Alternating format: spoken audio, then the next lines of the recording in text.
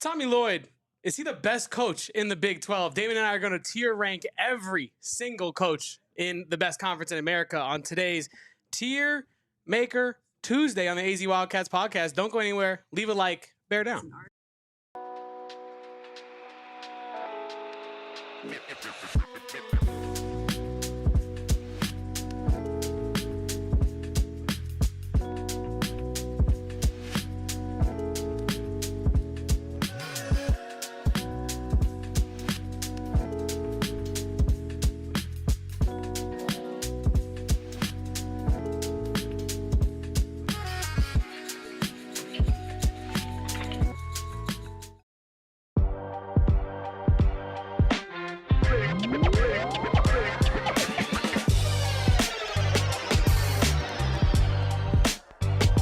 Welcome on in, guys, to the AZ Wildcats podcast. I am Damon Fairall with my co-host Kevin Thomas in lovely PHNX HQ2 in downtown Phoenix.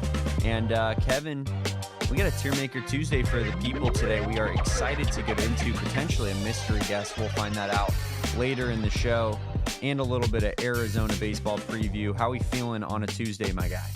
Feeling good, Damon. Excited to come in here and talk about the best coaches in the Big 12. I think you and I, we were going through these lists of coaches and all their accolades and such, and this is one of the best conferences in America, no matter which way you cut it. And I think if we're looking at coaches, which you haven't done for each part of the country, the Big 12 might have the best set of coaches in the entire country, just pound for pound across all conferences, Damon. So very excited to get into that.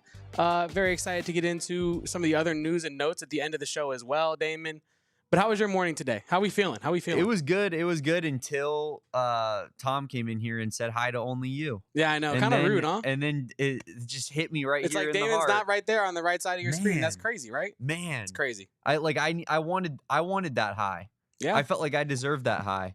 You wanted the high of getting a high. Exactly. Yeah, it's exactly. Tough. It's tough. But I agree with you, Kevin, referring to the top to bottom Big 12 coaching conversation. I definitely think that it is a strong group from bottom up. And I think that reflects in the programs in the conference as well, where, you look at like the West Virginias and the Cincinnatis of the world are like some of the lower tier teams in the entire conference. And those are solid basketball programs, year in and year out. So definitely a conversation that's going to be fun to get into a little bit later here in the show. But a little bit of baseball talk off the top. Going to be playing North Carolina. It was, that was all but confirmed to us when we were on the, and you're all good, Tom. How are we doing today on a fine Tuesday? Yeah, so getting back to that, the baseball regional, super regional aspect of things, we knew North Carolina was probably going to win that game.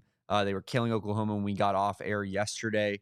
Now it is confirmed Arizona will travel to Chapel Hill, North Carolina to take on UNC in the Chapel Hill Super Regional.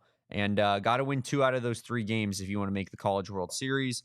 Different than the regional in the aspect of there's just one other team that you have to get past. It's not a combination of teams, but, when you have a team that sweeps the Eugene Regional by 31-6, as you pointed out to me earlier this morning, Kevin, that's you certainly feel the momentum of a team that could make the College World Series. And it obviously, with North Carolina having to play that Monday game, it wasn't as smooth sailing for them in their regional, and that was at home. They didn't have to leave their backyard. They're in front of all their fans.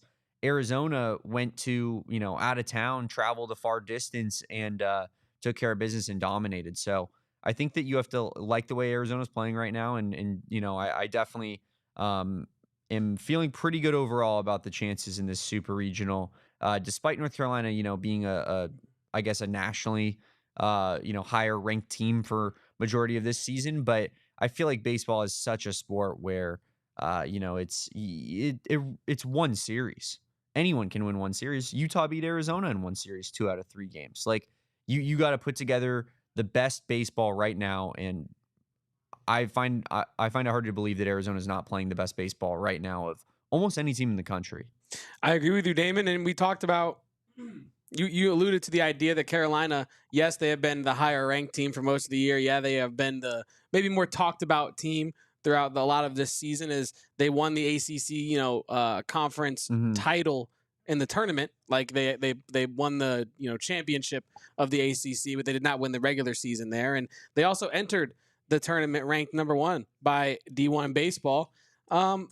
This is going to be a tough matchup for Arizona, right? Like, you're going into enemy territory. This is a team that's hosted back-to-back regionals now.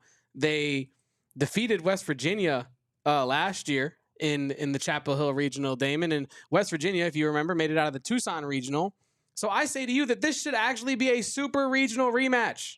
This is Arizona getting some cosmic get back for not being in this matchup last year. So yes, this is a tough matchup for Arizona, but they are as hot as they could be right now. And you wouldn't want to, if you're Arizona, you wouldn't want to face, the next couple games that you have on your slate any other time of the year than right now, because they are firing on all cylinders, like you said. Yeah, I feel like if you're North Carolina, you see a team like Arizona that just wins their conference tournament in a power conference, just, sweeps their regional by, almost 5 times the number that their opponent scored, or over 5 times the number that their opponent scored.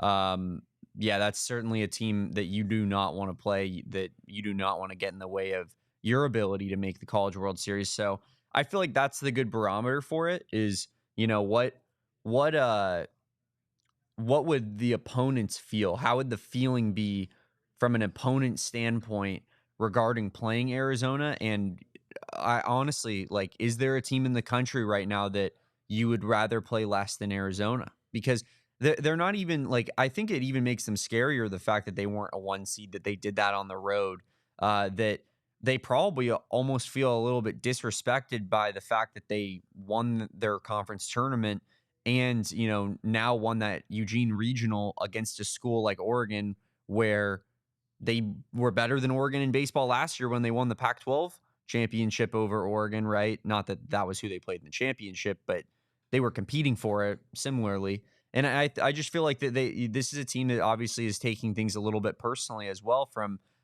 feeling undervalued by, I think, the NCAA and the national media and so forth.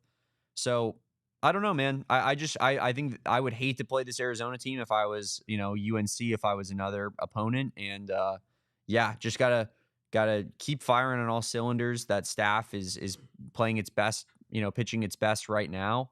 And then the lineup is, just continuing to hit bomb after bomb. And it's not just Mason White. It's not just Brendan Summerhill. It's all the guys up and down the lineup. So just a really fun time in Tucson to be an Arizona baseball fan. And I feel like, every once in a while, and I shouldn't say once in a while, we do go in these cycles. Like, it's not a team like LSU maybe where we expect to be in the College World Series year after year, but you get these kind of revolving doors of Arizona's back to being a really, really nationally relevant, maybe championship contending baseball team. And every single time it is just a blast to watch. And the vibes are unreal right now.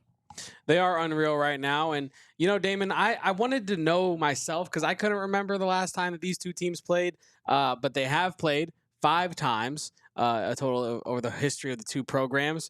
The last time they played was May 19th, 1990. They played in the Carolina Invitational at Chapel Hill. So it seems like Arizona as a program. So we own Chapel Hill. I guess we do. Arizona won that invitational game 3-2. They did lose to UNC in that same event the year before. And in 1985, they won a 3-game series by winning 2 of the 3 games at Sunset Field. Underrated aspect of this, people are calling this matchup the Battle of Henry Vasar. If Arizona wins, Henry Vasar has to come back to Tucson with his tail tucked between his legs, apologize to Tommy Lloyd, apologize to Tobey Awaka for leaving for, lack of minutes per se. I definitely think that Henry Vasar, this means everything in terms of that recruitment. And I think it can pull the old Uno reverse card potentially. I mean, we know he's a fan of the Diamond Sports, right? He is. I feel like he might even be at this game. Honestly, if you're Henry Vasar and you're in North Carolina, joke aside, why would he not be at this game? So that Arizona fans don't attack him on Twitter. But they're not gonna like it's. If he showed up, Kevin, decked out in Carolina but that's blue, not what I said. I just said he showed up. I just said he showed up wearing Jordan 11s. All right, you know what I mean? Like Marcus Jordan 11s. No, like the guy literally decked out like he's like about to play a game in full UNC warm-ups. Arizona fans would go ballistic on social media. They would if that happened. I'm just saying if he showed up like street clothes, just like maybe a nice brown jacket over a normal white T-shirt. We know who he's rooting for, though. We do. Sad. It is sad. It is sad. But also, Rick Barron's here in the chat says, I'll be at that game. Like, seriously. And we believed you the first time. And yeah, let us know. Sounds Tweet electric. At us. Send us some photos live from the event. That'd be fun. DM us some video. That'd be very fun. I would love to see the vibes there in person because me and Damon will not be in North Carolina for that. But yeah, college baseball environments are so much fun. Exactly. So like, take us into the mind of a Rick Barron's that day, if you would. Michael, a resident chatter here, says Brandon Bills ×2 today. We'll talk more about that later. Oh, you mean this guy? Yeah, but these hats, very fire, very comfortable, very, very happy to be sponsored by Brandon Bills. Damon, we have more to talk about on this great show of ours today. It is Tiermaker Tuesday, so we are going to rank all of the Big 12's coaches from who should be on the hot seat to who is in that S tier. Mm-hmm. And we're going to do all that and more on the other side of this break, unless you have more to talk about with baseball. No. All right, on the other side of this break, we'll see you on it. Well, Damon, Circle K is my favorite place to not only get gas, but get water, get energy drinks, get snacks. It's America's Thirst Stop for a reason. It's not just America's gas station. It's America's Thirst Stop. You can get everything from your breakfast sandwiches to your energy drinks and gas there. And if you are a part of the inner circle, you can save on everything at Circle K, whether it's Polar Pops, Frosters, the Tornadoes on the little roller things, the hot dogs on the roller things, actual gas, because when you sign up with the Inner Circle Rewards, you get 25 cents off on your first 5 fill-ups. And then after that, you get 3 cents off every day. But if you just keep coming back to Circle K for all these great rewards, they reward you with more savings. You get 5 cents off per gallon once you graduate out of that 3 cents off per gallon club. And Damon, this is not even just for Inner Circle members. You can get all of these promotions right now at Circle K, like a $1 medium iced coffee. Where are you getting medium iced coffees for $1, Damon? 2 for $13 Pepsi and Mountain Dew 15 packs and Gatorade 12 packs. And then you also got the Meal Deal Matrix, the $3 meal deal, hot dog or tornado, Frito-Lay chips, and a Polar Pop, all for $3. So join that Inner Circle Rewards program today. Terms and conditions apply at participating locations. Visit CircleK.com for more details. Circle K, a great way to save yourself some money. And another great way to save yourself some money is with our friends at Empire Today. You guys hear me talk about it almost every day on this fine program. And Empire, they have the flooring experts. If you're going to make a big, giant purchase in your home, like getting some new flooring, you want to love it. You don't want to, walk in every day, look at that drab flooring, think to yourself, man, that just doesn't really fit with my walls. Well, that's where the virtual floor designer comes in, and they're going to come into your house, take a picture, give you a free in-home estimate, and show you exactly what that flooring is going to look like in that room, whether it's your kitchen, bathroom, bedroom, any of the above, all of the above, just one of them. Who cares? They're going to show up. They're going to show you exactly what that flooring looks like. They can do it anywhere in the country, not just in the great state of Arizona. It's just such a better option than going to those big box stores. They specialize in flooring. They love flooring. This isn't just one of the things that they do. This is everything that they do. And it is why you want to get the flooring experts of Empire Today to be the ones to install your flooring. So use our promo code PHNX. It'll get you $350 off. Head on over to empiretoday.com/PHNX for full details. Promo code PHNX. $350 off. What is going on to everybody here in the chat? Rick, Kobe, June, Michael, Tom, all of the squad. Drop a like on this video if you are here. Subscribe to the channel if you haven't done so already. We really appreciate everybody that helps us out. Damon, is Rick asking us to send him an Arizona basketball jersey? Baseball jersey? Is that what's happening here? Or is he saying, I thought he was going to say, like, send me to the game in an Arizona baseball uniform. Like, put him in the game, Chip Hale. But yeah, I mean, do you have? I don't got the facilities for that right now. I was just about to say the exact same thing. I don't think I have the facilities for that, my guy. Rick, I think your question has been misguided. I think we got to talk to like DRF or maybe like shoot Chip Hale a DM. I was about to say Chip Hale might be the guy. Maybe Mason White's DMs are open. Who's maybe Kramkowski's probably in a phenomenal mood. You know what I mean? You could probably get him to send you in one. Who else? Erica Day. Erica Day might send you in a baseball jersey. Yeah, she has money. Yeah, Erica Day got billions of dollars. Just like, yeah. I don't know. Rick Barons, we love you, but I don't know what you were thinking with that one. I don't know about that. But Damon, we do have a Tiermaker Tuesday to get into, and I feel like you and I, the way that you and I yap, we'll probably be here all day doing this, so we should get into this sooner rather than later. So shall we get into our Big 12 coaches Tiermaker, Damon? Let's do it. We have set up here we got all the list, all the coaches, all 16 of them here in the Big 12 conference. And we will be discussing resumes for each and every one of them, going through who we believe in, and maybe hopefully, Kevin, getting into a bit of a verbal battle of sorts regarding war some of of these people. words. I'm hoping to come out of this with wanting to defend some random Big 12 coach with my life while you despise them and vice versa, right? Like, oh yeah, I want to find a guy out of this because I don't think I currently have him. Well, outside of Tommy Lloyd, is Tommy Lloyd not? I mean, obviously. Yeah, that's why I would just I don't know. You said you didn't really have one, and Tommy Lloyd's face is right there at the bottom left. So I was pretty clearly talking about a coach that I don't have a prior affiliation. You were. with. I was just making sure we were on the same page. That's all. Let's go ahead and start off here. And I don't know which one you want to start off with. If we're going in we should just go in order that they are on the screen. So it would be Alex Jensen first. Okay. New head coach for the Utah Utes. Hard place to start off. It is an interesting place to start off. Mostly because Alex Jensen hasn't coached at the probably college the level single before. Most difficult place to start off at. Well, you can thank Tiermaker for that because I didn't put that's not the order in which I put them in. So, but yeah, Damon, when you look at Alex Jensen and what the Utah Utes are looking at in this hire, you and I were talking about this. It was the first thing that you said when I told you that he was an NBA assistant for about a decade plus, coached in the D League at the time, now the G League, and this is kind of Utah following their own rivals' blueprint.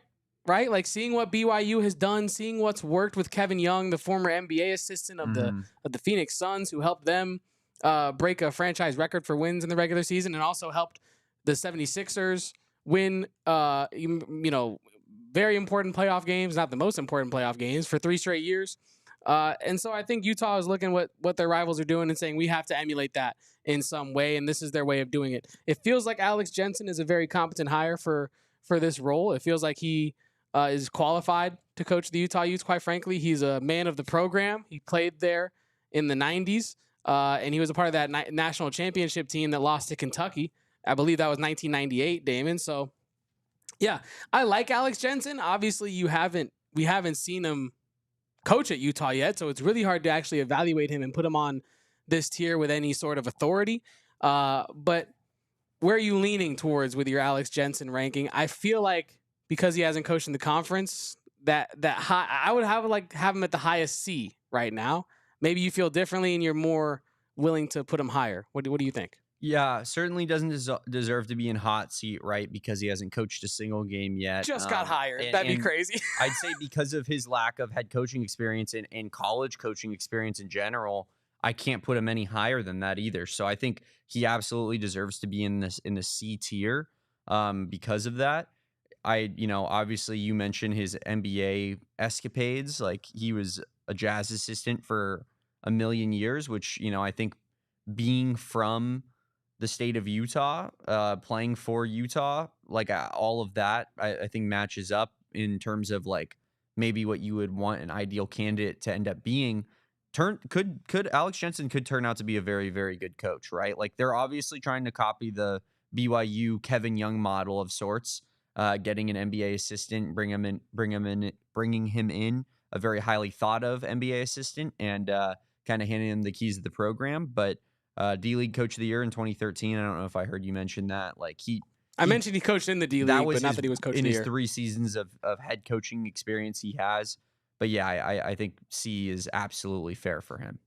And we'll talk about this with some of the other coaches on this rankings, Damon. But it also feels like there are a lot of coaches in this Big 12 conference that could rise dramatically over the next half decade, right? Like there are a lot of old guard coaches in this conference that have built legacies and have a lot of things to hang their hat on. And then there are new blood in this conference that also is very promising, like a Kevin Young, right? Like in 10 years, if I told you Kevin Young was one of the best coaches in the Big 12 still, and he was, successful at BYU, like you wouldn't be shocked by that. No. Right. So there's a lot of coaches in this conference that are unproven as of right now, but actually could become quite proven in the years to come.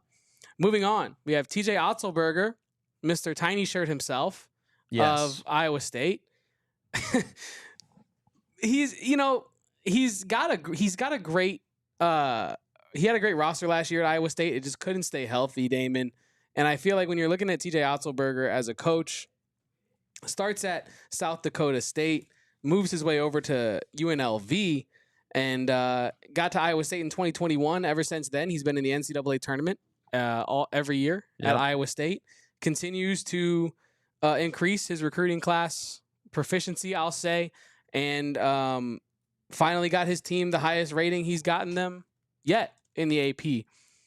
I don't think that TJ Otzelberger is in that upper echelon of coaches in this conference. By that, I mean, I don't think he's in the S tier, right? Yes. I think you could make an argument for him being in the A tier. Mm-hmm. And I'm kind of torn as to whether he should be one of the higher B tier guys or if he should be one of the mid to low A tier guys. Can you kind of sway me either way, Damon, on this? I think I will say I do believe that until the end we should stay flexible because there's a chance that our barometers somewhat change for these different sections depending on where we are. But TJ Otzelberger, 642 win percentage in 9 seasons of head coaching, 679 record at Iowa State in 4 seasons. So he's had a better record, I think, at Iowa State rather than South Dakota and UNLV, which I find interesting, doing it at the highest level. Won a Big 12 tournament as a Big 12 tournament championship, 2-time Summit League tournament championship and regular season championship. When I look at these coaches, that's one thing that I like to look for is in their past stop, were they not only winning their tournament championship, but also their regular season at the same time, because I think that it just goes to show that they took care of business, that they, needed to win the games they needed to make the NCAA tournament in terms of winning your tournament championship. But also it was not a fluke. They were the best team all season long. And so in the Summit League, he was that for South Dakota State. Then he struggled at UNLV, which I find kind of interesting, and then found his way back at Iowa State, where he was kind of like somewhat of the head coach, I think, in waiting. In an ideal scenario, just given the fact that he was Fred Hoiberg's lead assistant, he was an assistant there before that.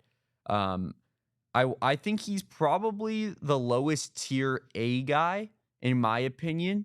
But I will say the undersized polos, I think we put him in B tier for that exact reason alone. For the undersized polos? We put him in B tier or we create another tier and we put right between A and B, and we say polos A, but polo is too small. A, but needs better fashion advice. Is that what we're going with? Yeah. All right. So yeah, TJ Otzelberger, highest possible B you can be, potentially lowest possible A you could be. Moving on, Damon, I believe we're looking at Bill Self down there at the bottom next to Bobby Hurley and Grant McCasland. Bill Self, how do we feel about Kansas's fearless leader? So obviously Bill Self, it's been a little bit of a fall off these last couple of years. And when I say that, I say that with a grain of salt, given Kansas's expectations, right? But Bill Self is one of the all-time coaches in college basketball. He's definitely a top 10 coach in the history of the sport. I don't see a world where you can't put him S tier.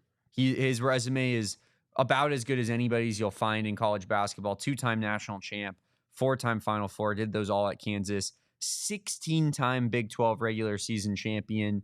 8-time Big 12 tournament champion, 2-time AP Coach of the Year. What? Has an 800 record win percentage at Kansas, which is unreal. In 22 seasons. There's no world where he's not an S-tier coach. If Bill Self's not an S-tier coach in your list, throw your list away. Well said. Like, I don't even know how to follow that up. That intro act was tough to follow. Bill Self is arguably, I mean, so far there's no one better, and especially coming up on this list, there's no one better to personify an S-tier coach, right? As of yet, in this conversation, Bill Self is exactly that. Incredible tenure over the course of his 32 years of coaching, 3+ decades of being a head coach at the D1 level. Oral Roberts, Tulsa, Illinois, and Kansas.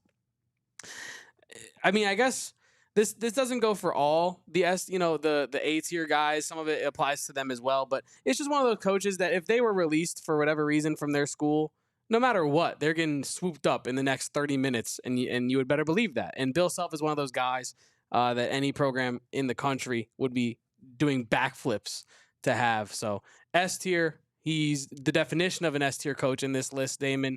And so we move on to quite the foil for Bill Self here, Bobby Hurley. Bobby effing Hurley. Is there an F tier for Bobby effing Hurley? We should make a Bobby effing Hurley tier too. I think when we Kevin, I think when we put this graphic together and throw it on social media, like get the screenshot of this, maybe we put TJ Otzelberger in a polo too small tier, tiny shirt tier, and then we put Bobby Hurley in a Bobby effing Hurley tier, and we capitalize effing or something like that. But I think Bobby obviously belongs in the hot seat category. Correct. He has a 168 and 151 record at ASU, which is good for a 527 win percentage, just over 500. 2-4 tournament record, and I say tournament record with quotes because both of those wins come in the first 4 in Dayton, as well as 2 of those losses coming in that first 4 as well. ASU's 0-2 in the 64 team field under Bobby Hurley. He did finish in second place in a major conference in the Pac-12 in 2017-2018. So that's probably his best season he's ever had as the head coach. One-time regular season champ, one-time MAC champion, similar to what I was saying with Otzelberger. I think it at least goes to show that Buffalo was by far the best program in the MAC at that time when he was coaching them. But ultimately, he's clearly on the hot seat. He might be the most on the hot seat of any of these coaches on this list, and for good reason, because he has been at ASU for, about 11 seasons now? Is that right? 10 seasons? And he finds himself with very little success to show for it. He got there in 2015, so this will be his 10th season, I believe, at Arizona State. Yeah.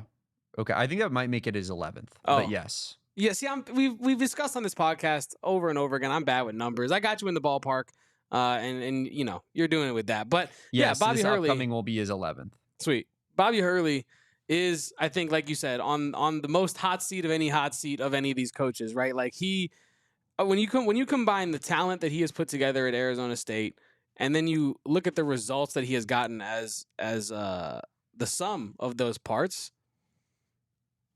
There's a lot to be desired, right? And he does not get the most out of his players. Decent recruiter. Really, I would say really good recruiter. Probably really recruits above his head. Yeah. Yeah. And I think when you look at what he does not get the most out of his players. And I think in fact he probably devalues his players out there on the court. He's not, in my opinion, from the outside looking in, someone that I would want to lead a program that I support. And yeah, he's on the hot seat for all these reasons that we're listing. Lack of success, despite being given all the resources to have success. And continuing year over year just to be like, I'm Bobby F. and Hurley. So what are you going to do? I will say, given all the resources, I think that they upped their resources, and Adidas in particular helped with that. DFA is a dump, obviously. Like their arena is not up to snuff. So I won't say all the resources, but definitely been given his fair share of resources for a coach that it should be enough. It should be enough to be successful, especially when he was in the Pac-12. In the Big 12, I think the expectations are a little bit different for me for a program like ASU, where it's like, what can you do, man? They're on paper, they're by far the worst program, I think, in this conference. maybe Utah, right? But like I'm not expecting them to put in like, top half of the conference performances necessarily. In the Pac-12, though, with how bad that conference was top to bottom, the fact that you were getting fifth place most of the years in your good seasons is, I think that's where you underperformed, and that's where you needed to really capitalize on the momentum, especially because ASU was ranked most of those years coming out of the non-conference play going into those seasons. They'd be like number 13 team in the country, and they would need to go through a Pac-12 slate to sustain it, and then they'd end up, as one of the last teams in the entire tournament. So you'd be like, I think that's just goes to show that, he's it mostly for me from a Bobby perspective. I've said this a lot to you in particular, Kevin, is I think that he will be successful when he ultimately does get let go and when he goes to an East Coast program that fits more of his mold and style as a coach. Like I think if you got him at like Bobby at like say like Providence had a down year, or maybe Georgetown continues to struggle, right? And like I think that's the type of program he could really do decent at. But ASU is just not that, man. Tough place to win, but I mean, Bobby hasn't done his job in terms of what his end of the bargain on that either. Yeah, no, when you look at the potential of the squads that he has put together, Damon, he has not fulfilled pretty much any of the potential of any of the squads he's put together, and that's why he's on the hot seat. Should we move on to a winning basketball coach? Let's do it. Grant McCasland. And you see it here. He has that Team USA patch on that polo in the screenshot there. He is one of the best coaches in this conference, in my opinion, Damon. He does not necessarily have the resume of some of the other, top-end coaches in this conference, but he's newer to the head coaching ranks. He started at Arkansas State back in 2016, only spent 1 year there, going 20-12, before he moved on to North Texas, where he built that program into a consistent machine, so consistent that Ross Hodge was able to come in and just clean up the scraps after Grant McCasland departed, and we're going to get to that a little bit later. But Grant McCasland, highly respected coach, moves on from North Texas in 2022, comes to Texas Tech in the Big 12, AP High 15 in 2023, AP High 8, finished 8th this most recent season, and he continues to recruit well, it seems, or unless I'm misremembering. Am I getting my wires crossed? Grant McCasland? Yeah, right? Yeah, I mean, that's what I thought. I'd say at least from a transfer perspective, what could you possibly, talk down on, right? Like he brought in the conference player of the year in what could be the best conference in America from a talent perspective. In from New Mexico, he brought in that guy. So I'd say that you have to at least say that he can recruit the upper echelon talent, and even maybe a little bit. Like I don't think JT Toppin had the expectations of what he ended up being. A consensus All-American. A little bit of a gem in the rough there. I'm not saying I think that you expected a star, but maybe not, like a first-team All-American. But yes, continue. Very valid. I appreciate the fact check there, because when I said that, I was making sure I didn't get my wires crossed, because we spent all morning looking at all these coaches' resumes and all these coaches' backgrounds and the recruiting classes. So I was just making sure I didn't get my wires crossed. I will say that they don't have a very strong high school recruiting class this year. I think that is in part because they don't target basketball recruiting as much, or no, I'm sorry, not basketball, high school recruiting as much. They're very much a transfer oriented, type of program when it comes to, the recruits that they're trying to bring in from a football and basketball standpoint, really, which is a pretty interesting approach, and definitely the Texas Tech approach as of right now. But I'm trying to find their overall rankings here in the Big 12, because this season, we just did our obviously our recruiting rankings, from Big 12 teams, and Texas Tech was kind of towards the middle, right? Because they don't have, at least in my list, because they just don't have the top dogs, but they did bring in some decent transfers like LaJuan Watts, who I think will be pretty good. They did end up getting a high school commit here, Kevin, between now and then. Wow. But not a very super highly rated guy. Oh. Christian Anderson, he brought in, who was number 113 prospect in the country, but I think you got to give that a big hit, right? Like you're bringing in a player like that who was able to contribute from day one on a really, really good team. brought in Elijah Hawkins as a transfer from Minnesota. I think you can say that he at least knows Grant McCasland might not be getting the top dogs from a recruiting standpoint, competitive, not getting the top guys. But I think that he knows how to find proper fits for his team. I think that dates back to him building up that North Texas program where, you're bringing in a lot of high-level athletes to that team, and they're, one of the most fun electric teams in the country to watch because of it. I think he knows what he wants. I think he knows what fits for this system, and because of that, I think that it upgrades his recruiting maybe past what those rankings show. I would feel comfortable putting him in A. I don't think that he quite has the resume to be an S tier guy yet. I think he could get there for sure. But I really like Grant McCasland, and I also kind of like his demeanor on the sideline. Like he kind of looks like a guy like that you would want to play for. I feel like so. I'm a fan. I'm a huge fan of Grant McCasland, Damon. I think he will probably end up in my extremely high A tier here. I don't think there should be too many coaches that aren't in the S tier ahead of Grant McCasland. Team USA coach, highly respected. NIT champ. NIT champ is going to continue to grow as a recruiter, in my opinion. We talk about the Team USA relation with Tommy Lloyd and how important that's going to be for Arizona in building their recruiting pipelines. Mm-hmm. Same applies to Texas Tech and Grant McCasland. So, as an Arizona fan, I'm not excited, but as a basketball fan, as a Big 12 fan, extremely excited to see what Grant McCasland can build in Lubbock. Moving on, Damon, we got Jamie Dixon. Jamie Dixon is a tough one, I think, because when doing an exercise like this, because if we were going strictly off of resume, he probably is S or A tier. In that range, we're probably debating between those two. Probably an A tier guy more so, but obviously, I think that given what he's done at TCU, maybe you bump that down a tiny bit. Although I don't want to discredit what he's done at TCU, because TCU was a pretty pathetic basketball program before Jamie Dixon took over. I mean, they were a football school. They invested heavily in football, and they really were never good at basketball. And then he took over, and he's made them a very respectable team. So, yeah, I would say Jamie Dixon is a very, very strong coach, as well as, he has those 9 seasons with TCU, 22 seasons overall. A very high win percentage at Pitt, Kevin, 328 and 123 at Pitt. Had a 727 win percentage at Pitt, which is insane.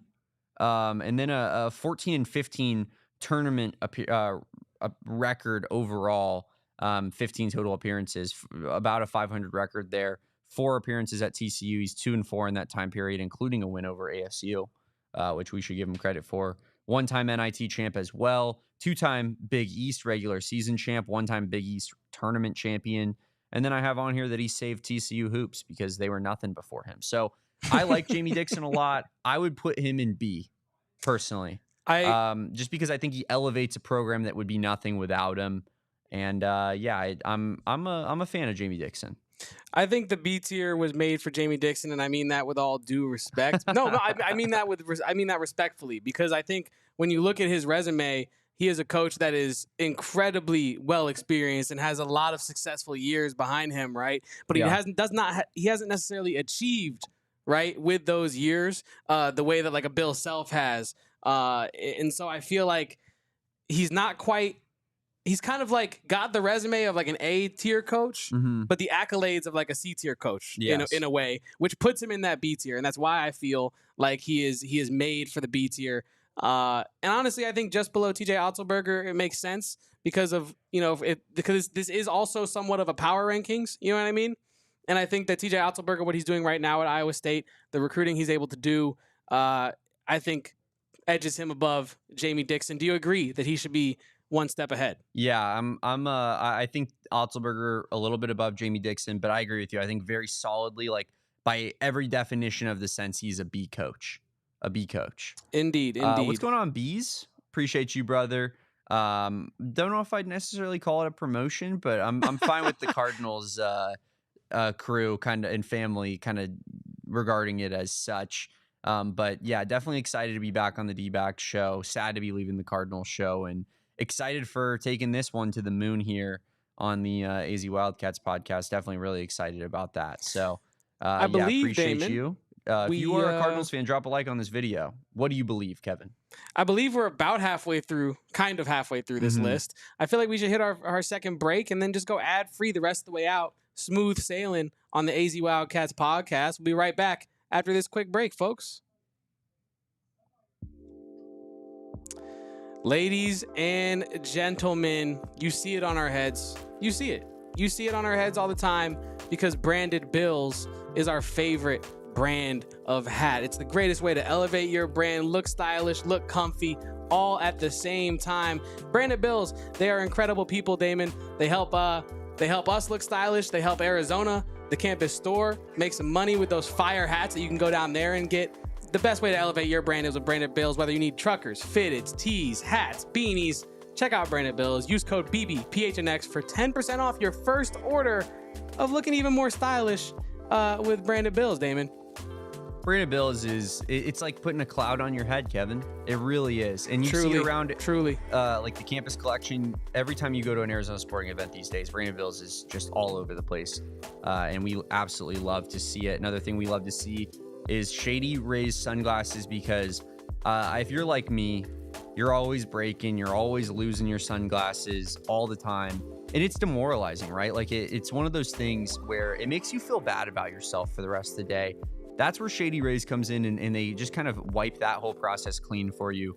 Shady Rays has their lost and broken replacement policy, which is the best and only thing that's like it in all of eyewear, where if you lose or break those sunglasses, you just hit up Shady Rays and they are going to supply you with a brand new pair. There is a lifetime warranty on those suckers, and it is absolutely the best deal you could possibly get. Polarized sunglasses, premium like material on them for not a premium price. Like they're going to give them to you for a very, very affordable price.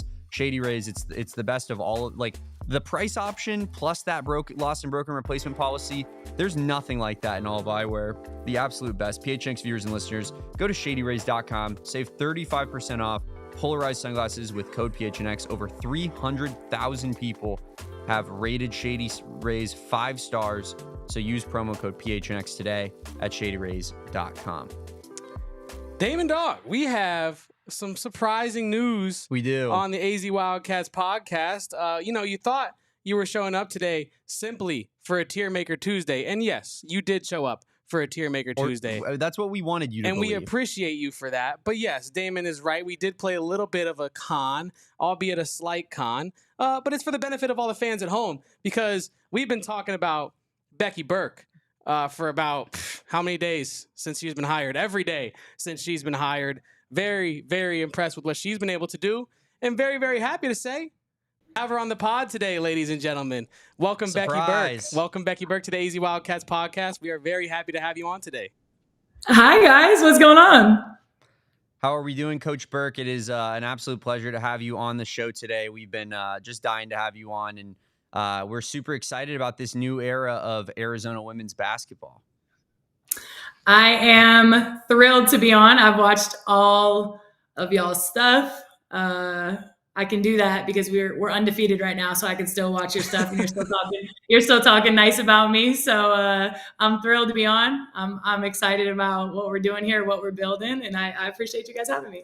Well, I will say Kevin is always nice. Kevin's nice all the time. That's one thing about my guy Kevin, is he's the nicest. I can get a little bit nasty from time to time, but I promise you that I'm very much locked in on this women's basketball season and willing to give it the time that it needs. I think that's a great place to start, where you have this passionate fan base that loves women's basketball, loves basketball in general in Tucson, but there's also that aspect of this is a program that has seen some pretty high highs recently, has somewhat of that expectation built up. But this is a new program. This is a new era. So how do you balance, somewhat of that year one pressure with also having that very passionate fan base that cares so much about, the sport and the program? Yeah, I think I don't really listen to too much like of the noise, and like I really respect what's been done here, and I really respect the history here and the success that's been had, because that's ultimately going to help us continue to build this brand here. But what's done is done. You know, whether you have a horrible season or you have the best season in the history of the world, like when it's over, it's over. Like you got to move on and you got to keep it pushing. So I really, really respect the past and appreciate it. But as far as our process and what we're doing, we're going one day at a time, full speed, full go, pounding the pavement to make sure we're as competitive as possible, as quickly as possible. I think everybody understands and knows it's a process. It takes time, but I don't want it to take too much time, and I don't think it will. So I'm really, really excited about what this year is going to bring for us and our team coming together really quickly. We're going to have 15 players that have never met each other, have never played basketball together, have never been coached by us, don't know me, don't know my system. And so we don't have time to waste. You know, we've got a fan base that supports us. We feel it already. Our players are going to feel it the second they step foot on this campus, and we need them to stay behind us all season and trust the process, stay the course. This ain't my first rodeo. So I expect really big things. Yeah. And you mentioned that this is not your first rodeo building a program from the ground up. That is honestly what probably impressed me and Damon about your resume the most, is that you seem to enjoy building programs from nothing into something. And we kind of wanted to ask you, what does it take from the coach's perspective to build a program from the bottom up in the modern era of college athletics, from your perspective, and how are you going to attack that at Arizona? Clearly you've already started, but what's the game plan there? Yeah, you have to recruit really good players, right? You have to have the talent. It doesn't matter how good I am on the whiteboard or X's and O's. It doesn't matter if you don't have the talent. So we've got to acquire elite talent across the country, and we're going to do that with the staff that we've assembled. And then you just talk about culture every single day. The standard we're going to set this year, the accountability, you know, the level we're going to hold our players to in terms of championship habits and standards is going to be through the roof every single day. So just excited about laying a foundation and letting that carry us through, the duration of my time here. This first year is critical when it comes to culture and recruiting and getting people excited and keeping people engaged. Yeah. And, one thing about basketball, working in an office, working at, a sandwich shop, the uniform is everything, right? And you've mentioned the new Asia Wilson shoes potentially getting the player edition for Arizona. Damon and I and our correspondent Erica Day, who also covers the women's basketball team, we took it upon ourselves to try to help you find your uniform as you try to build this program at U of A. And so we wanted to ask you, one, have you seen this? And two, what do you think of this? Listen, we do a recruiting presentation every time we have a recruit on campus. And my assistant, Jenna, found this picture on the internet. I had no idea that it was you guys, but she put this in our recruiting presentation to just show our players that I'm building programs and put me in a construction outfit just to prove it. So just so y'all know, you've been part of every recruiting presentation that we've had. So I appreciate it. Kevin, That's incredible. Is special. Yeah, I mean, I don't think you know what you've just done to our coworkers, the level of ego boost that we have just received. So we appreciate you for that on this fine Tuesday. True. But yeah, no, you do pretty much have a empty roster. Like you said, you're building it from the ground up. You're doing a lot of recruiting meetings. So a lot of people are seeing me and Damon's meme right now. And Damon, we wanted to ask her mostly about her mindset with the positives and negatives of having an empty roster. So can you because we as fans, we didn't really know, is it a good thing? Is it a bad thing? What's the coach's perspective on that? I mean, I think you can look at it two ways, and I look at it as a positive because, I could have walked into a locker room of, 6, 7, 8, 9 players that I didn't choose. I didn't pick. I don't know anything about them. They may have some habits and some culture things from previous years that I need to correct and fix. And, there's always, the way of thinking that way. Like I got to go handpick my roster. And I think that says a lot. And I think regardless of if we feel like we got the best talent in the world or the worst talent in the world, they're my human beings character wise that I wanted to be around every single day. We think we got really good talent. We think we're going to be highly competitive. We won't know that for sure till they get here. Right. But we think we did a really, really good job in the portal as best as we possibly could. But also I chose them for who they are as people. And so ultimately our culture is going to be really, really strong because of the human beings we brought in here. And we hope that we did our job as coaches evaluating their talent as well. Yeah. And, you know, obviously you built that program and that culture at Buffalo, your previous stop. And, you know, it cultivated right with that, you know, the end of your season winning that, you know, WBIT. But what, I guess, how hard was it to leave that spot given what you had built there and the relationships that you had built there? And I'm sure you know, just the general, you know, life things that you had foundations you had put into place in that area of the country. So how hard was it to leave that spot? I know that obviously you're thrilled about coming to a place like Arizona, but just speak to Buffalo a little bit. Yeah. Oh my gosh. I probably could get emotional talking about Buffalo, the city, the people, the university, my athletic director. I mean, this is a place that there was transformational growth in my career over the last 3 years, and taking over one of the best mid-major programs in the entire country and leaving it better than I think I found it. That was a big challenge, and we did it, you know? And so I got married there. We had our son in Buffalo. We had the winningest season in school history. We sold out our arena the last game of the season. And it's just things that have never been done before there. It was a historical 3 years. The reason I took the job here at Arizona, and I said it in my press conference, this isn't a job, this is the job. And that's true. I wasn't just saying that so I would get people's attention. I'm leaving one of the best mid-major programs in the country with one of the best fan bases in the country to come to a place that's just as incredible when it comes to the program's brand and the history behind this program and the fan base. I wasn't leaving Buffalo to go to some P4 school that doesn't get any interest, that's always going to be bottom of the barrel. I was leaving Buffalo to contend for national championships. That's why I'm here at Arizona. Love to hear that. I'm sure everyone in the chat absolutely loves to hear that.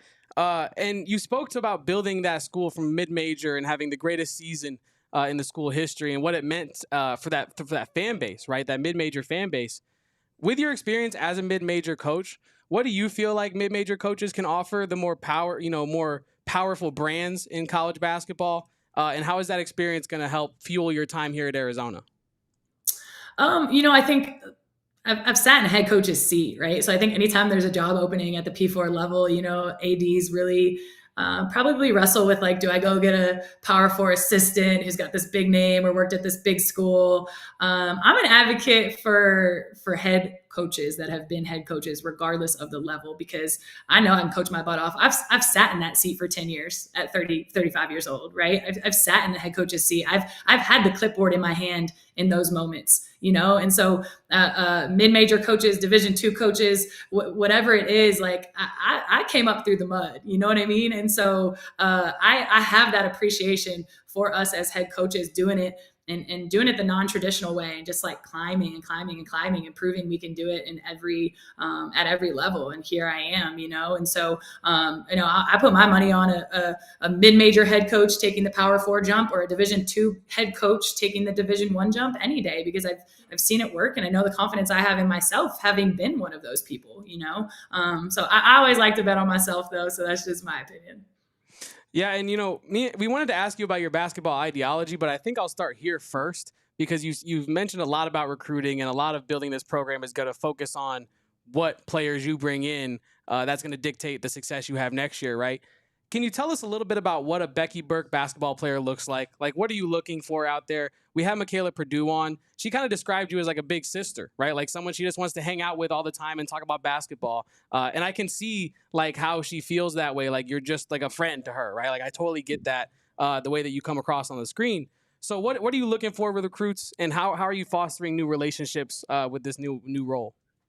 Yeah. Well, number one, Mickey's a dog. So her and I get along really well because I'm a dog, right? So what we're bringing in is elite talent, right? It's so much less about, I mean, we're going after the top 50 kids in the country. Everybody that's a top 50 recruit in the country, we're going after, right? But so is everybody else. So what are those other characteristics? What are those intangibles? What are those side categories that like you need to have to be successful in my program and in our program here, right? You have to have toughness. You have to have some juice. You have to have some personality. You have to be extremely disciplined. You have to eat, sleep, breathe basketball. Like if this is something that you're just interested in and not invested in, because there's a big difference, you will not have success here at Arizona, right? I'm wired a very certain way. I am as competitive as it gets. I eat, sleep, and breathe my job in this game. It consumes me to like the nth degree because I want to be successful that bad. So if I'm coaching a group that the players aren't really wired the same way as me, there's going to be a disconnect, right? So you have to be tough, hard nosed. You got to love the game. Like I said, you got to have some personality. I'm a coach that's like, I'm gonna let you hold your follow through up for a little bit, right? I'm gonna let you flex on somebody. Like I might let you get a little technical foul here and there. You know what I mean? And so like, if that's the type of head coach that you want, I'm for you. I'm it, right? And I am the youngest head coach at the Power 4 level. You're getting a very different experience with me as your head coach than you are probably a lot of other places where these head coaches are more public figures and kind of up on a pedestal. I told you, like, I came up out the mud and I'm not changing who I am. I'm on the court. I lace them up with the players. I'm sweating at practice, like, and I'm not changing just because I've arrived here at Arizona. So it's a unique experience, but we look for very, very unique characteristics. If you're competitive and you're wired a little bit like me, you're going to have a great experience. Burke here is just speaking to our souls as Arizona fans, just hitting all the right notes here. But I know you already mentioned Michaela Purdue, friend of the program, Michaela Purdue, and obviously she is a dog. But also I know this is a little bit of like the bad no question, but I'm gonna put you on the spot anyways. It's like picking your favorite kid. I don't want you to pick Michaela Purdue, but can you give us another transfer that Arizona fans, just a name and a player that you can speak to that Arizona fans should be very excited for in this upcoming women's basketball season? You're not going to like love this, but I'm so excited about every single one. Sorry, I can't give you one. Like everybody that we brought in was intentional and purposeful, right? And I'm so excited about this group. They all were really, really, really good players where they came from. We needed immediate production. We needed immediate help. We needed to be competitive as quickly as we possibly could. And so, and again, I'm a big advocate. Go give me a Mickey Purdue who was top 10 in the country in scoring. I don't care if it's at the mid-major level. I've coached mid-major All-Americans who could have left Buffalo and went anywhere in the country that they wanted to. That's Tennessee, that's Arizona, that's UConn. They could have went anywhere they wanted to. A kid at that level that's getting it done with that production can play at this level, and it has been proven time and time again. And I think it's a little bit of an untapped market. And who better than me to tap into it, having come from that level with some of the transfers that we got this year. I think we got a beautiful mix of mid-major studs and Power 5 players that are going to produce at a high level. So I really, really think we did a great job. I'm so excited about them all. Obviously, I got to shout my girl Lonnie Cornfield out from Buffalo, just sight unseen, committing on the spot. Like, yep, coach, I'm coming. Wherever you are, I'm going to be. The kid is going to be a fan favorite. I promise you that she plays harder than anybody you've ever seen in your life. Well, we appreciate you for taking the time to be on our podcast today. And when you mentioned Lonnie Cornfield, you also stole an assistant as well. You brought all the homies over from Buffalo. That the loyalty clearly runs deep there with you and your players. We appreciate you for being on the pod today. You were talking about Lonnie Cornfield being a fan favorite. Some people in the chat, I think, saying you're a fan favorite right now. We haven't even played a game, so we appreciate you. Undefeated, never lost at Arizona. Everybody loves me. I'm the best coach on campus right now, undefeated. The best winning percentage on campus, Becky Burke. We appreciate you for hopping on the pod today. Hopefully, we'll have you on maybe again preseason at some point, and we can talk a little bit more about X's and O's, but we appreciate you kind of hopping on the pod today and spending some time with us. Appreciate it, boys. Thank you. That was head coach Becky Burke of the Arizona women's basketball program. Becky the Builder, probably the greatest answer we could have possibly gotten regarding the Becky the Builder conversation. I think that was the one that Kevin and I were circling. Like, we really got to make something special happen here. Yeah. And the fact that she is literally using it in the PowerPoint presentations to present to recruits, just unbelievable, Kevin. Special. It really, well and truly is special. We're going to finish up our Big 12 coaching tiers right after we go to overtime here on the AZ Wildcats podcast. Burp, burp, burp, burp. Burr, burr, burr, burr. Awesome interview. Did want to just debrief that real quick before we head back into this Big 12 coaching tiers. I love the communication. I love the type of communicator that she is. You can tell that, she's very passionate about what she talks about. And I think that you believe it, right? Like I all the stuff that she's saying, like, I wasn't just going to leave for any school. I wanted to leave for a school that had ambition and wanted to be at the top of the sport. Right. And, after listening to an interview like that, I have no doubt that that is what the end goal of this basketball program is getting, into the tournament, having success there. Just a really, really great interview and honestly, like a hire that is just, it looks better and better by the day. 1000%. I think when you speak to her energy, when I said her energy came across the screen, like that's kind of when I was listening to her speak, I thought about what Michaela Purdue was saying about her visit and how they had that like almost like familial vibe off of the immediate meet. And I thought that was very interesting because she's a very high energy person. I was also getting a little bit of Seth Dagey from like the obsession with winning, the obsession, not even with winning. Like I think like, yes, Becky Burke clearly competitive. Yes, Becky Burke clearly driven by winning. Same thing with Seth Dagey. But I think like when you look at what really drives them, it's like, how can I get the most out of every single person in this room? How can I optimize what I have and be the best at my job? And the wins will come with that, sure. But like they're so focused on their process, I think you can't help but have faith in what she's building here. Like she said, until it hits the court, like she's undefeated.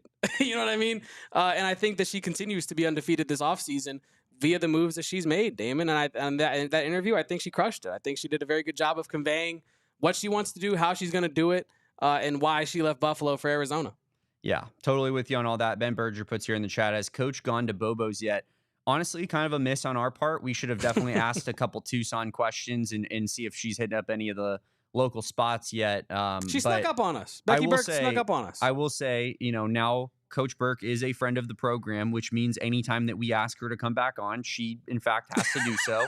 So we'll just do it at a later time. She signed a verbal contract. We'll give her a little bit more time to get Tucson in the system and maybe check out some of the local cuisine. And then we'll get her back on and we'll ask some of those questions. But shout out everybody that is here in the chat, supporting the show, watching the interview. We appreciate you guys. If you missed part of it, we'll isolate it. We'll throw it up on our YouTube. You guys will be able to watch it back and check it out again.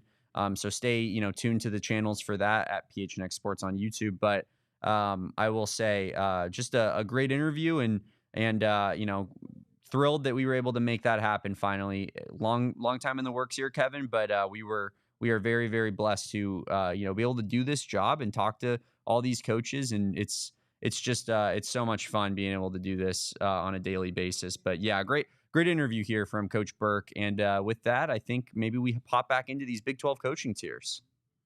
Bang, back into it. Why don't you kind of tell the people at home, the audio people, where we are currently on our Big 12 coaching tiers? Yes, we are right back into our Big 12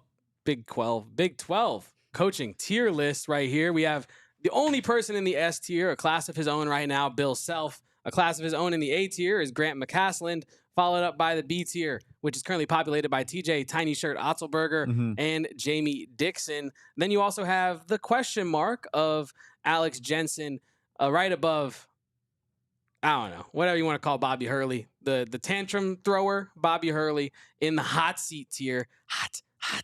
As we move on to the rest of our list here, Damon. Yeah. We looking at the next guy, I believe it is Jerome Tang, correct? Correct. So moving towards Jerome Tang, interesting coach. Only been a head coach for 3 seasons, all at Kansas State, all at this level, which is similar to like a Tommy Lloyd, right? Getting your first head coaching opportunity at a pretty big job. Not that Kansas State is Arizona, but he's 61-42 for a .592 win percentage in that time period. He has a 3-1 tournament record. Given that is just one appearance, he made it to the Elite Eight in his first season. Hasn't made it back in the 2 seasons after that. Was a Baylor assistant coach for the 2021 national championship under Scott Drew. I like Jerome Tang. I think he's done a decent enough job as recruiting. I think that he's brought in some good talent. KSU clearly has a good amount of, purse to be playing with here, bringing in guys like PJ Haggerty, bringing in guys like Coleman Hawkins for big price tags. But ultimately, like looking at this, I kind of wanted to put him in B just because of that first Elite Eight season. But I just don't know that he's on the level of a TJ Otzelberger and a Jamie Dixon. If we're putting them in the same tiers, I think he belongs in the C category. When I was looking at this, Damon, I was kind of eyeballing him as being probably the last guy in the B tier. Yeah, I could definitely. That's where I'm debating between for sure. Because I think when we end up mapping all of this out, we're gonna probably look at the C tier guys and be like, Jerome Tang's a better recruiter than that guy. Jerome Tang's, he's It's done one of those things though. It's like how much of it is recruiting and how much of it is Kansas State is paying $2 million for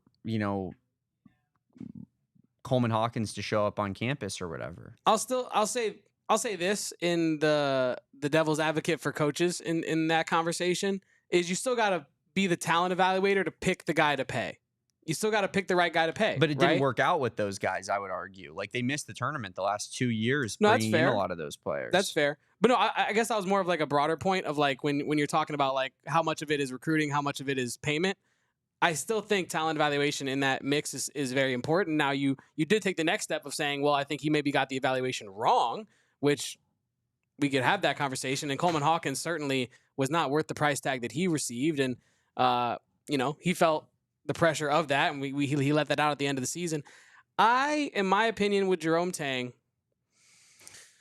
I'm cool with him in the C tier, and we can move him up to the back of the B tier later if it dictates that. Yeah. But I'm cool having Jerome Tang as the leader of the C tier right now. I'm also above with Alex that, Jensen, and I'll say that just because, like, obviously I don't think that he's a hot seat guy at the moment, but it does seem like as of right now that year one it constitutes as a little bit more of a fluke, I think, at this point than maybe necessarily like what a phenomenal coaching job, and I don't want to rip that down. It's a great accomplishment. It's farther than Tommy Lloyd's gotten in the tournament, but I need to see him do it consistently and win more games before I'm willing to kind of bump him up that category. I will say when doing this, we also put TJ Otzelberger only down because of his tight polos, so maybe I shouldn't be pinning up Jerome Tang against him because it's not exactly the most fair evaluation of TJ Otzelberger. But I think that he belongs in C for now. We can bump him up later if need be.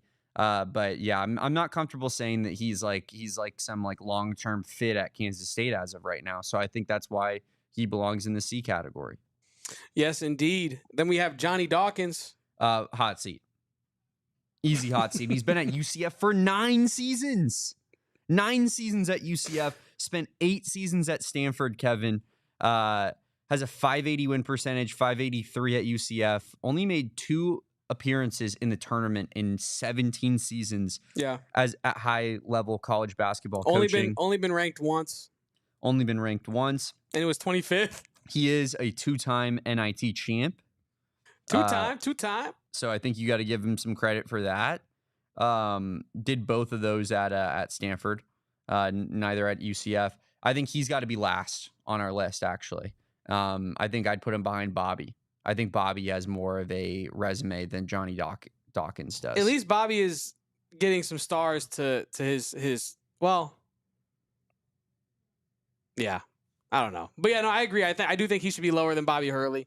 I don't really have too much to add to that one. Like hot seat. What else do we have to say? Like 17 years, made tournament twice, only been ranked as high as 25th once. Good tournament record when he gets in there, but he's only been in there twice. Gotta make it to make some noise, right? So Johnny Dawkins there is going to end up in the hot seat. And a good NIT record, obviously too. Like he seems like a good tournament like he can't coach, right? Yeah, he seems like a good tournament coach. He just can't put together the rosters they can get there. Yeah, and then you had what was it? Keyshawn Hall last year. Yeah, Keyshawn Hall. Very high level player. Good player, but obviously the build around him was awful. Correct. Yeah. So, I mean, you have Mikey Williams on the squad, man. Yeah, it's not good This enough. is the Big 12. It's not good That enough. guy's playing at Sacramento State now. You know what I mean? Who we got next year? Kelvin? We got a big Coug here. Kelvin Sampson is obviously an S tier. Unbelievable coach. Just coached in the national championship. Got a runner-up. 11 seasons at Houston. I did his Houston stats here because I think that those are a little bit more akin to, his current coaching status than maybe what he did back in the day. God, he's been coaching for a long like time, in Oklahoma. man. Yeah, dude. It's crazy because we were talking about it off air. Like, he's peaking at this old age of his career. It's pretty impressive to see. But 11 seasons at Houston, he has a 781 career win percentage at Houston in those 11 seasons. He's 1 win away from his 300th victory at Houston. He has a 31-21 career tournament record, which is pretty impressive. But at Houston, Kevin, it's even more impressive. 19-7, almost 3 times as many victories as losses in the NCAA tournament. In his tenure at Houston, he's made 3 Final Fours. He's made 2 of those being at Houston. He's won 3 Big 12 regular season championships. Once at Oklahoma, twice at Houston, both in the first 2 years Houston's been in the conference. He's a 4-time Big 12 tournament champion, 3 times at Oklahoma, 1 time at Houston, 2-time AP Coach of the Year. What more can you say? Winning the Big 12 twice in its first 2 seasons, at Houston, I think says enough for itself. I think right now, if we were power ranking it, he obviously is above Bill Self. Yeah. I just think Bill Self's body of work in general, being one of the GOATs, like, you have to put him ahead. But as of right now, if we were doing current power rankings, Kelvin Sampson is my clear number 1 in the Big 12, just given, what he's building at Houston. It's unbelievable. 1,000%. I mean, if you're doing power rankings for coaches, forget the conference. Kelvin Sampson I would dare say, is the number 1 coach in the country right now from like a power ranking standpoint. Yeah. I know he's up there. I know he just lost. I'd say his Matt season ended on a Painter's loss. got to be up there pretty high. Danny Hurley. Danny Hurley, obviously, Matt Painter, and Kelvin Sampson. And then I think, do you put what's his name, Golden in there now since he just won at Florida, or does you need to see a little bit more out of him? I would say you could even, like, again, this is like, now we're talking about straight power rankings, like, just like, what have you done for me lately? I think he's above Painter. He's a national champion. Yeah, I mean, Painter made the runner-up as well a year before, and is going to have the preseason number 1 team this year. So. Valid. No, yeah, but you know what I'm saying, though? Like, if you're just doing straight power rankings, I guess you could argue, like, Kelvin Sampson should be below Golden, but you know what I mean? Yeah. I wouldn't personally have him below Golden, but I wouldn't either. But point being, Kelvin Sampson is one of the best coaches, not only in the Big 12, but in all of basketball. And he deserves to be in that S tier. We were saying that tier is made for Bill Self. Kelvin Sampson certainly belongs under that umbrella as well. Moving on, we got Kevin Young of BYU. Another interesting one, and I think that this is one that maybe we could piss some people off about, Kevin. Kevin Young, 1 season, 26-10 in that 1 season, 2-1 tournament record before losing to Alabama in what was, the highest scoring game of all time in the history of basketball. He was second in the race for the Phoenix Suns job when they hired Frank Vogel. He interviewed for the 76ers job when they ultimately hired Doc Rivers after firing Brett Brown. Talk about a guy missing 2 bullets. Yeah, sure. Dodging, not because you think about where he's at now, he's probably thrilled with being at BYU. Probably, but you could argue also that the Suns' trajectory is different with a Kevin Young or something like that. You never know. You could. I mean, because I don't know, based off of his NBA chops, where he stacks up among those coaches, because I'm not familiar with how high-level NBA assistant coaches are, but I'll tell you what, based off of 1 season of college basketball coaching, he looks like he stacks up pretty highly among college basketball coaches. And he was a longtime assistant with the Sixers and the Suns. Maybe I'm a little bit high on him. Maybe I'm a little bit high on BYU, but I almost want to put him in A tier, Kevin. Oof. I really like Kevin Young. I think he's a great coach. Wow. I thought we were going to differ from the sense of maybe you having him lower than I was going to have him, because I'm also very high on this Kevin Young herb, I'll say, these days. And the recruiting that he's done, the X's and O's that he's pulled off, we've seen it against Arizona. Some of his sets are some of the most impressive in the country, right? I think when you're looking at a guy like Kevin Young, he deserves to be exactly where you had him in the A tier. All the coaching aspect of things was so loud from a Kevin Young standpoint. Like, every time they ran in and out of timeout, you're like, it's a free bucket. Yeah. Every set they're running, it's so concise, clear. Everybody knows exactly what they're doing. Like, the system that they're running just feels so fluid, and I don't know. I think that when you bring in that recruiting class with his coaching, with BYU's pocket, like you have a problem in the Big 12 when it comes to basketball. And you alluded to it there, right? Like when you put, like, a lot of times when you see like a great X's and O's young head coach, I feel like you're like, well, can he pair it with the recruiting? Are we sure he can recruit? You know what I mean? Like, you heard those rumblings about Tommy Lloyd, even. Yeah. Like, from the Arizona fan base. Totally. Like, yeah, he's got the third most wins all time in his first 3 years. Who cares? Can he go get an 18-year-old to sign a piece of paper? You know what I mean? And you don't have any of those questions with Kevin Young. He's got the X's and O's on lock. He's bringing in the number one player in the country on the biggest contract in the country. He's been only good so far for BYU. And he's been incredibly impressive during his tenure. So I think he deserves this incredibly high rating of an A, even being above coaches such as Jamie Dixon, who has been doing it for a long, long time, and TJ Tiny Shirt Osselberger. Next coach up here, who do we got? We have Ross Hodge. Ross Hodge, kind of another tough one here, given that he's not been a head coach before. Was Grant McCasland's, well, not been a head coach at this level before, but was Grant McCasland's assistant at North Texas. Then took over at North Texas after Grant McCasland left for Texas Tech, and then is now the new head coach at West Virginia. Went 46-24 in 2 seasons at UNT. Made the NIT semifinal last year. Of course, Grant McCasland won the NIT at North Texas, so almost got to the same heights. Didn't quite. I think that he could be a good coach. I think West Virginia is the type of program that, you know, if you find a good system, you could build something there, like you saw it with Bob Huggins, right? Like, just hard-nosed defensive team for 20 years, and they made the tournament for the better part of, 15 of it, right? So I think, I'm not writing him off as a coach, but I don't think he's McCasland level. I was talking before the show, I was saying he was born on third base. Like, he didn't have to build the program at North Texas. He took over a already thriving program with players that he was already familiar with and a system that they were already running. And then he didn't really elevate them. He kept them about the same level, maybe slightly less. And because of that, I think that, he's an interesting type of coach, but I'm not overly in love with him before the season starts. I think he goes with Alex Jensen in the C tier. He's obviously not in the hot seat. He just got hired. But I think that we're looking at another guy that, like, I'm not super high on. I'll put him below Jensen, honestly. I'll put him behind Jensen in the C tier. That's what I would do. Yeah, no, I totally agree with you, Damon. I actually disappeared here momentarily, and we're gonna get you in a one shot here because we just got to see Damon Dog all the time. Yeah, I agree with you. He's in that C tier. I'll put him in here, and we'll get him back on the screen here momentarily. But yeah, can you talk a little bit about our guy Scott Drew coming up as we have placed Ross Hodge in the C tier? Yes, absolutely. Scott Drew obviously wins a national championship at Baylor in recent years in 2021. 466 and 259 at Baylor career.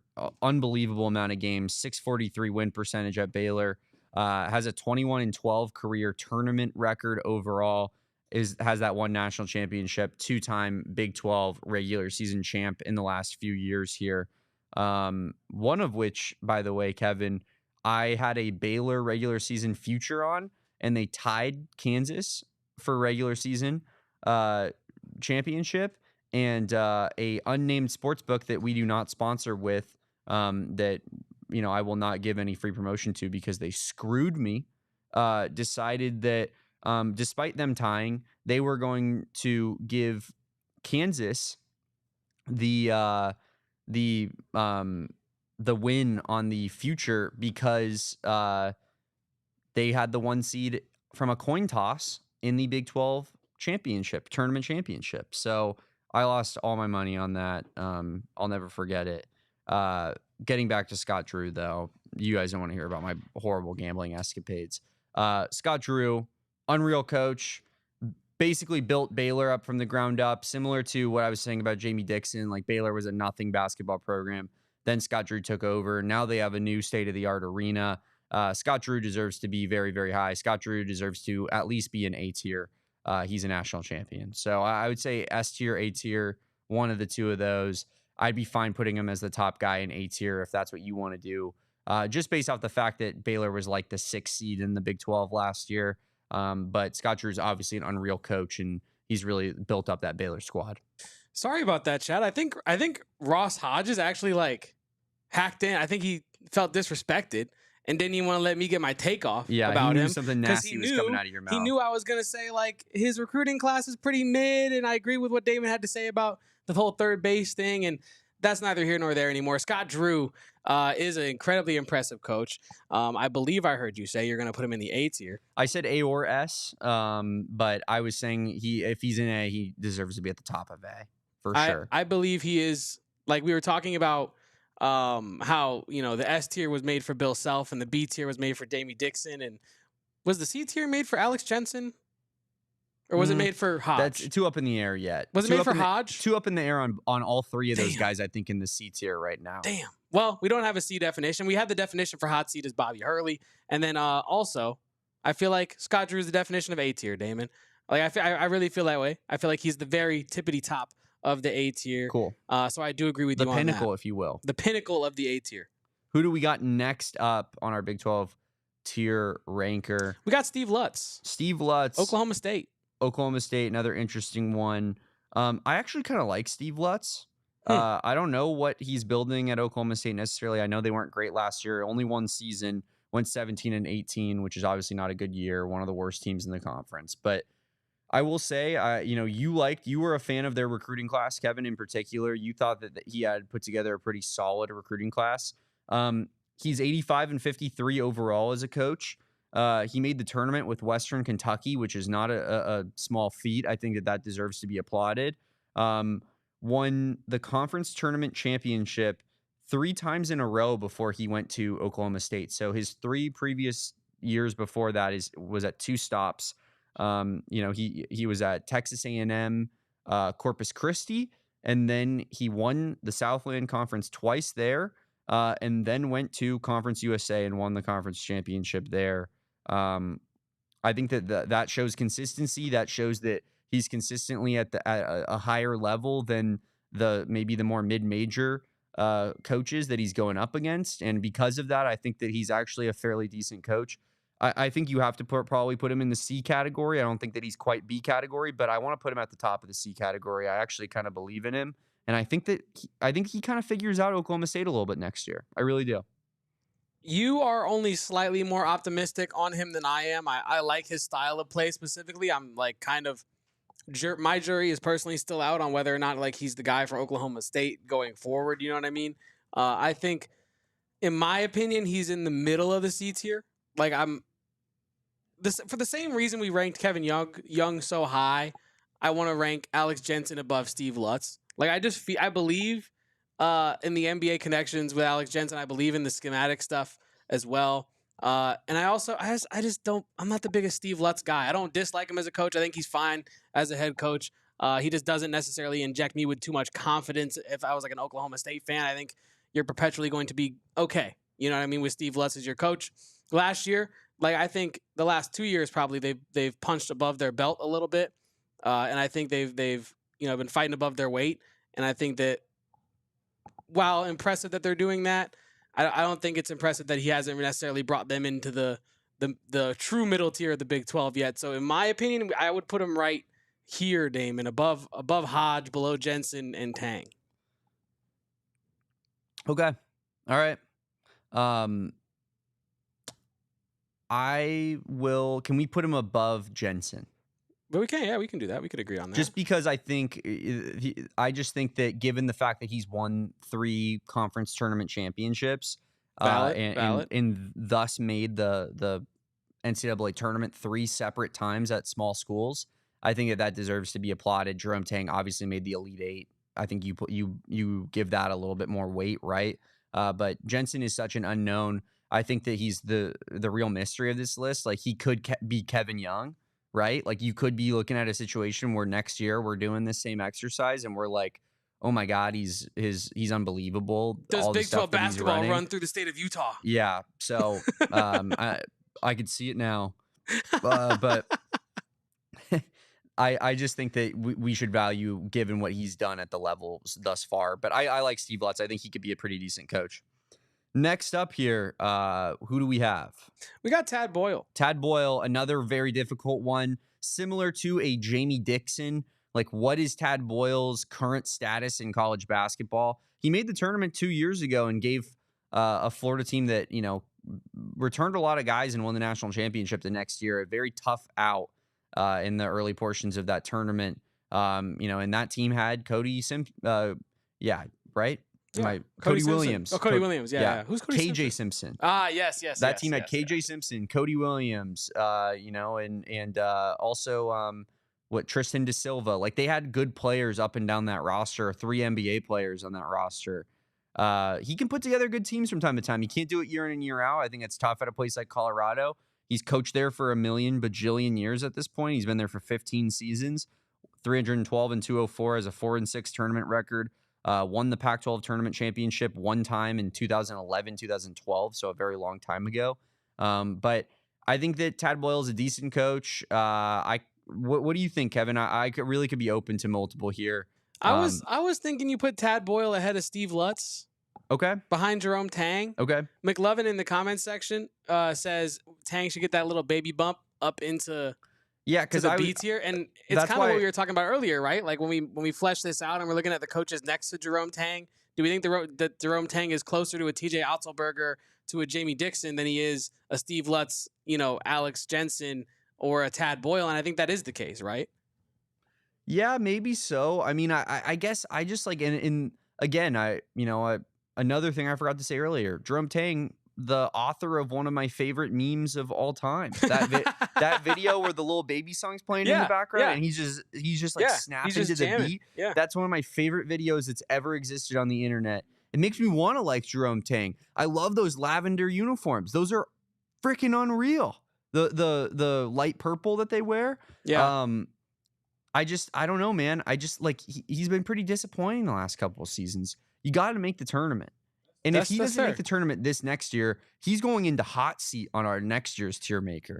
So that's fair. When you put it like that, it's a logical leap. That's why I don't want to bump him up. That's why I think he belongs at the top of C. But yeah, I think Tad Boyle, we could put him in C. I think Jamie Dixon is like kind of just a better version of Tad Boyle. Agreed. Right? Like totally agreed. Long resume, done a lot in the sport, deserves respect, but maybe hasn't reached the heights of a Jamie Dixon. So that's why he's one tier letter below. Next up here on our list, actually, I think we should just hit Wes Miller. I think we should go to Wes Miller and then we hit Tommy Lloyd afterwards. Save the Lord for last. Wes Miller, I think we might go hot seat on Wes Miller. How do you feel about that? I'm cool with hot seat for Wes Miller. Miller kind of doesn't do much for me as a coach. When you look at like his resume, you have the time here he spent. This is about to be his 5th year at Cincinnati. No tournament appearances. Only been ranked in that top 25 1 out of those 4 years. Preseason 20 last year, as high as 14. They fell. This is one of those teams, you and I were talking about them during the preview when we matched up with Cincinnati, of like, I think I said this, like Cincinnati, they're a team that's going to start hot in that non-conference, and then the wheels are just going to fall off the wagon as they get to the tougher Big 12 conference schedule.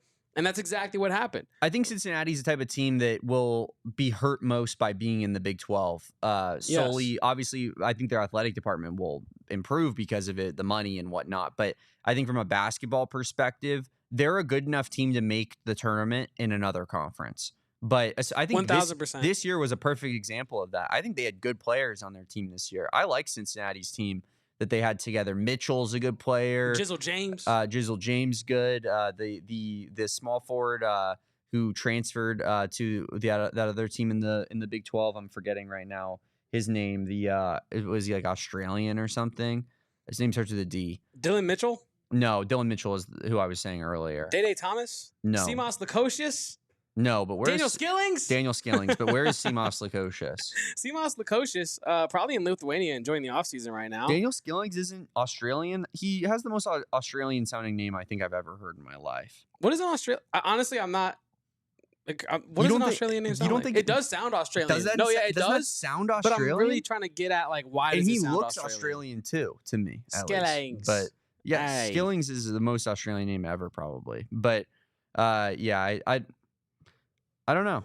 I think Wes Miller deserves to be on the hot seat. He's been there for a while.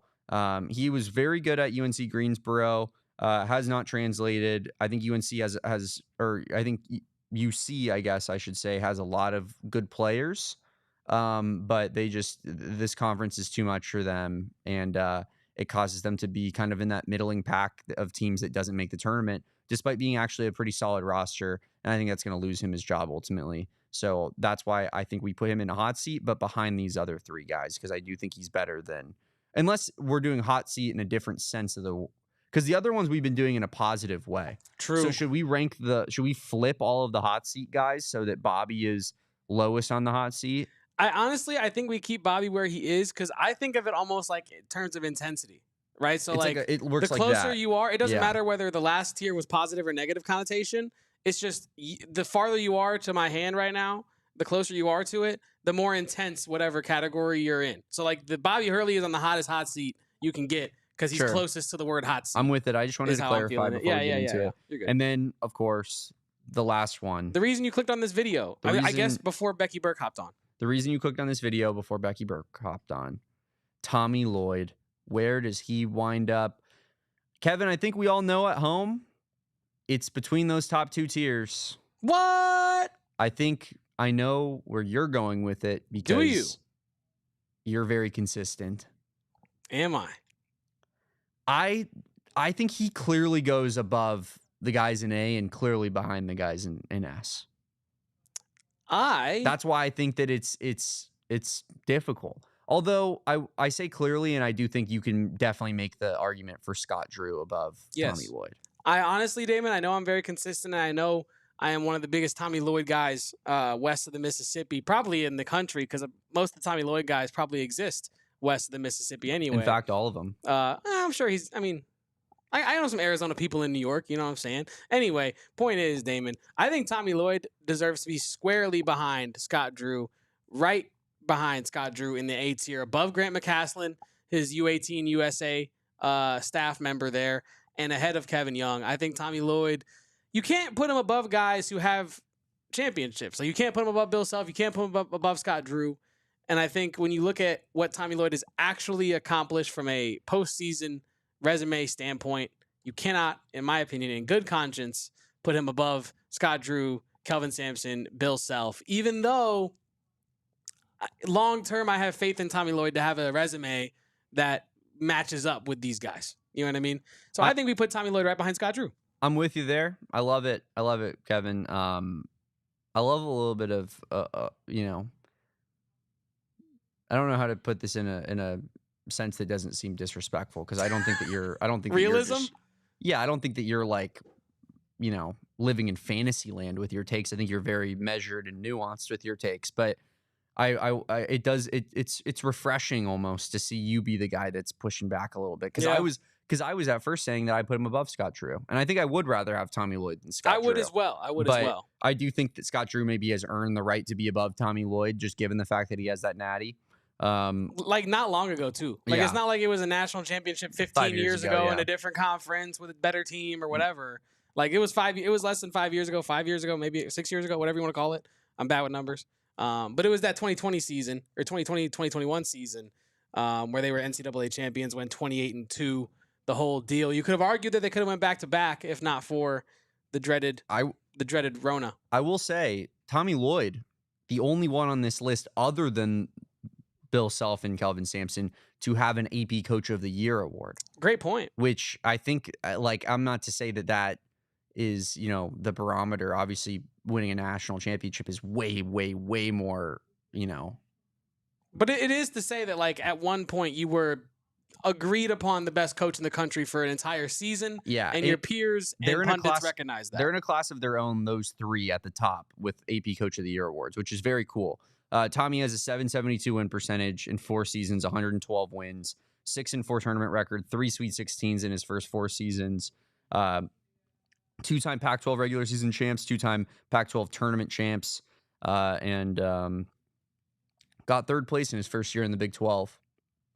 I think where we have him is fair, and I like this list, Kevin. Why don't we run down this list one more time, if you wouldn't mind bringing up the big screen here. so that I could see who we got.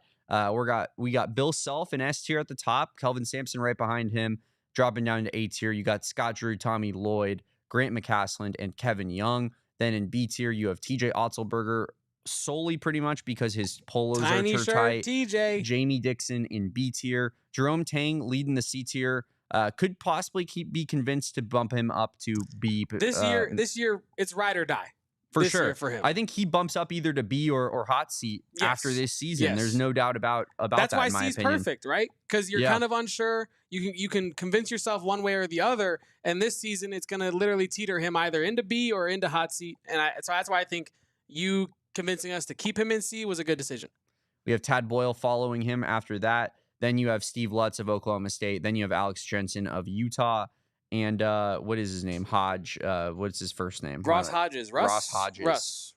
Russ Hodges of West Virginia in the C tier, rounding it out. And then you got on the hot seat, Bobby Hurley, epitomizing the hot seat. Johnny Dixon right behind him, who actually probably should be on the hot seat more than Bobby Hurley, if I'm being completely honest with you. 17 seasons and 2 tournament appearances is diabolically bad. And then Wes Miller, who I think we have on the hot seat. I think he could be a decent coach elsewhere. I just think that this conference and the program that he's, taken the reins of is a difficult task to win in the Big 12, right? So that's our coaching rankings. That's what we got for you. We will get this out on social. Feel free to argue with us, disagree with us. If you are watching this episode and, you've been sticking with us as we went long today, we appreciate you so much. Thank you for tuning in for the Becky Burke interview, sticking around for our coaching tier rankings. We will be back tomorrow on a Wednesday edition of the AZ Wildcats pod. We'll be live at 2 p.m. every day moving forward. Make sure you guys turn those notifications on. Mark your calendar, 2 p.m. I am at Damon Dog. That's CWG. He is at Kevo Post. That's KEVOPOSTS. We are at PHNX_Wildcats on Twitter. Make sure you guys throw us a follow, keeping you updated with all things AZ athletics on there. Kevin, anything else before we both get out of here for today? No, Damon. Excited about Becky Burke. Thank you to her for coming on the podcast. Yep. That was a long time in the works. Happy it actually came to fruition, and she killed it. Also, read my article on Big Ivan. I wrote one last night. Came out this morning about pretty much what he's strong at, what he's Ivan not so strong at. Kharchenkov. Big IK. Big IK. How is that? We gotta come up with a cool nickname for Ivan. It was good. Sorry, I was thinking of a cool nickname for Ivan. More so than I was. Someone responded to us also on YouTube saying if we wanted to be even more technical, it's Yvonne. Is it really? Okay, well, yeah. Ivan Kharchenkov. I almost cursed. Kharchenkov. Yeah. Come on, bro. No, because now I was too focused on the Ivan or Ivan. It's too easy. This is too easy. It's too easy. Read my article. Who would make a mistake on a name like Kharchenkov? Bro? Only a fool would do something so silly and sophomoric. Check out my article. Wrote one last night. It's pretty good. Check it out. Learn some more about Ivan Kharchenkov. And that's all I got for you, Damon. Absolutely. Check out Kevin's article. Check out all the other shows we got running on the channel throughout the rest of the day. We got PHNX Suns going right now. PHNX Cardinals at 4:30 p.m. PHNX D-backs post-game show tonight. Can the Diamondbacks get a win against the Braves? We will find out. Did Damon save the Diamondbacks? We're going to find out. The Diamondbacks? That is certainly up in the air starting tonight. But yeah, keep it locked in on our channel. Subscribe to the channel if you haven't done so. Thanks for rocking with us on a Tuesday. We'll be back on a Wednesday at 2 p.m. But until then, peace out. Bear down. And go Cats. Thank you, Becky Burke. We all silly like the mayor.